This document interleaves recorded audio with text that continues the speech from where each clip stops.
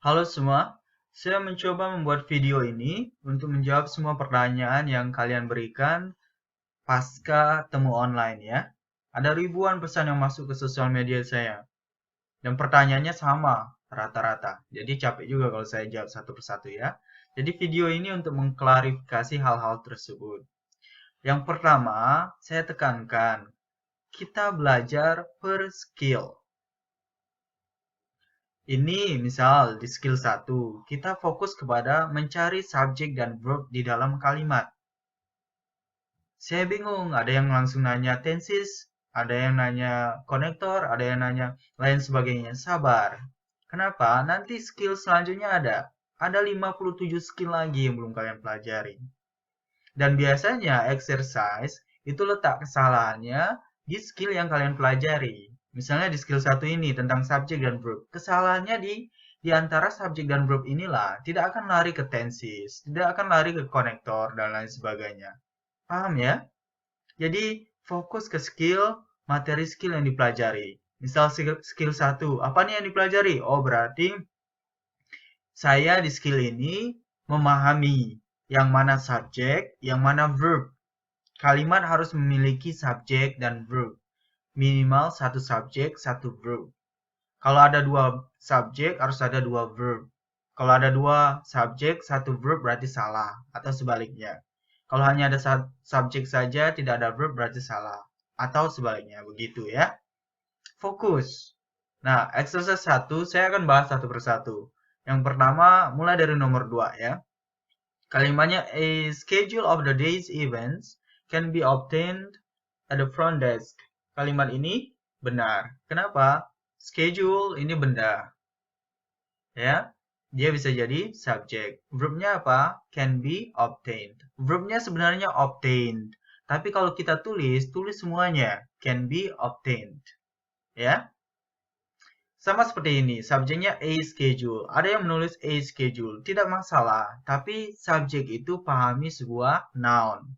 Nah, di antara a dengan schedule, schedule ini yang noun. Maka tulis saja subjek sama dengan schedule. Kalimat nomor 2 benar. Nomor 3, a job on the day shift or the night shift at the plant available. Nah, kita lihat yang mana noun di sini. Subjek di awal kalimat. Berarti kita lihat job di sini adalah noun, berarti dia jadi subjek. Ya. Kita cari verbnya ada nggak? Nggak ada verb di sini. To be ada nggak yang bisa menggantikan verb? Tidak ada juga. Berarti kalimat ini hanya memiliki subjek job, verbnya tidak ada. Seharusnya bagaimana biar benar? Available ini adjektif. Maka di sini harus ada to be. Maka kalau mau dibenarkan jadinya tambahkan is. A job on the day shift or the night shift at the plant is available. Ya. Nomor 4.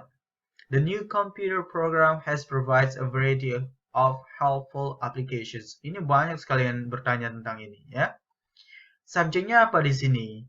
Computer program. Ya. Verbnya apa? Has provides. Ini has ini verb 1. Has, have, itu verb 1. Provides, ini ada s ujungnya, ini juga verb 1. Jadi kalau has ini verb 1, provides verb 1, maka ini ada dua verb. Kalau mau dijadikan present perfect, jadinya has provided. Ya. Maka kalimat ini salah. Salahnya kenapa? Ini ada verb 1, dua buah. Yang pertama has, yang kedua provides. Biar benar gimana? Hilangkan salah satu. Kalau jadikan present perfect bisa nggak? Bisa. Jadinya has provided. Nomor 5. The box can be opened only with a special screwdriver. Lihat di awal kalimat. Subjeknya apa nih? Yang benda. Box. Berarti subjek sama dengan box. Verbnya apa? Can be opened. Ini verbnya. Berarti kalimat benar. Kenapa ada subjek dengan verb? Nomor 6. The assigned text for history class, it contains more than 20 chapters. Nah, kita lihat di sini ya. Di awal kalimat ada gak noun? Nounnya yang mana di awal kalimat yang bisa jadi subjek? Text. Assigned di sini adjective. Bisa kalian pegang assign? Tidak bisa. Subjek itu harus berupa benda. Benda itu harus bisa dipegang. Ada yang abstrak, sama seperti teks. Ini terkadang ada kalau job misalnya itu nama tapi abstrak.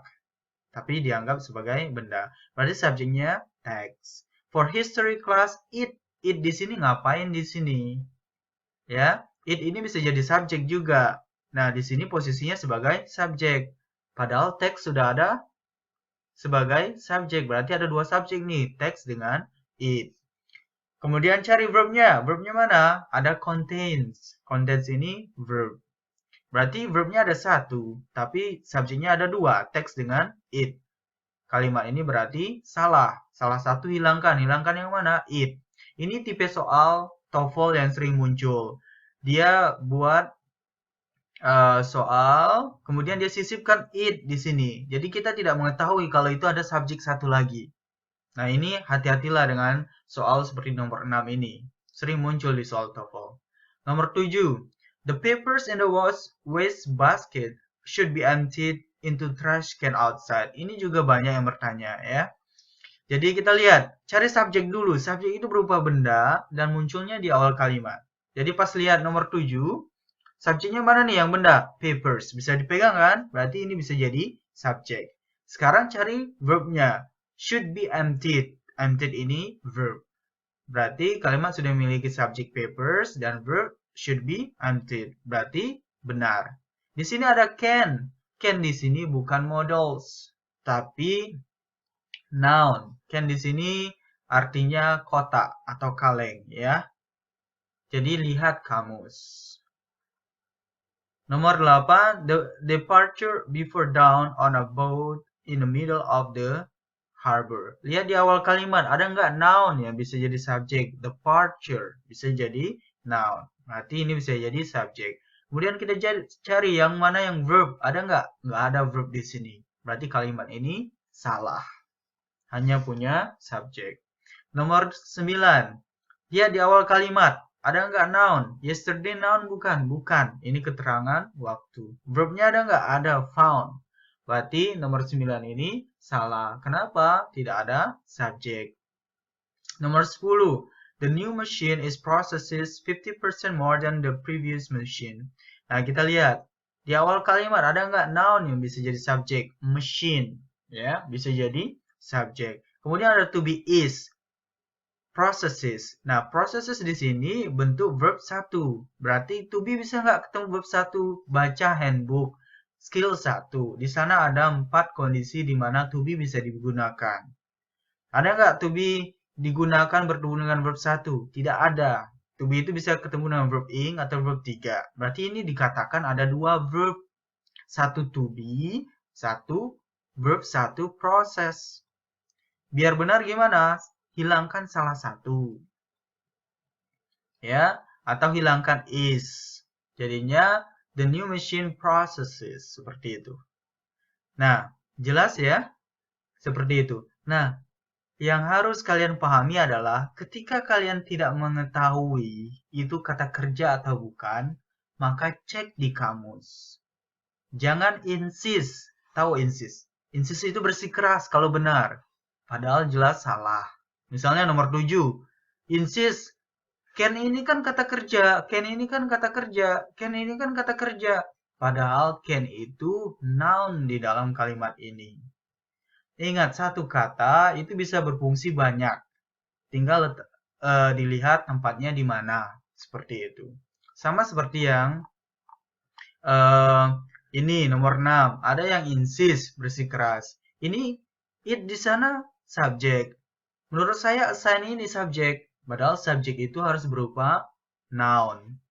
Saya tidak tahu apakah buka kamus dulu atau tidak. Melihat atau tidak arti dari sign ini. Jadi, ketika mengerjakan soal, ketika menemukan kosakata yang bingung atau ketika ditemu online dibahas, kemudian tidak paham atau berlawanan dengan apa yang dipahami, coba cari dulu.